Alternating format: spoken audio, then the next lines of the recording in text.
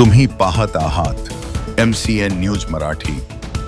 नागपूर जिल्ह्यातील सावनेर तालुक्यामधील खापा येथील गुमगाव खान मॉयल तर्फे देशभक्तीच्या भावनेने 79वा स्वातंत्र्य दिन 15 ऑगस्ट रोजी मोठ्या उत्साहात साजरा करण्यात आला।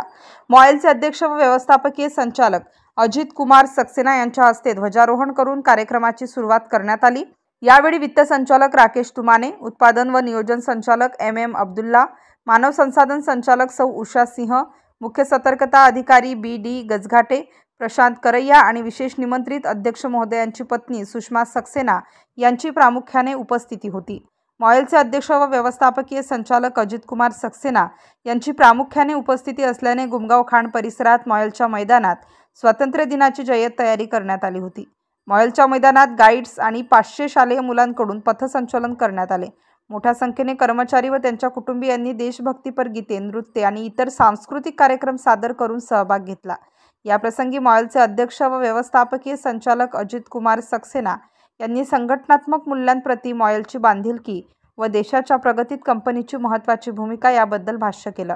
सुरक्षित काम करणाऱ्या कामगारांना, हुशार विद्यार्थ्यांना आणि फॅन्सी ड्रेस स्पर्धेतील विजेत्यांना पुरस्कार प्रदान करण्यात आले। तसेच कार्यक्रमाच्या निमित्ताने घेतलेल्या विविध स्पर्धांमधील विजेत्यांना बक्षिसे वितरित करण्यात आली। MCN न्यूज मराठीकरिता किशोर गणवीर, सावनेर, नागपूर।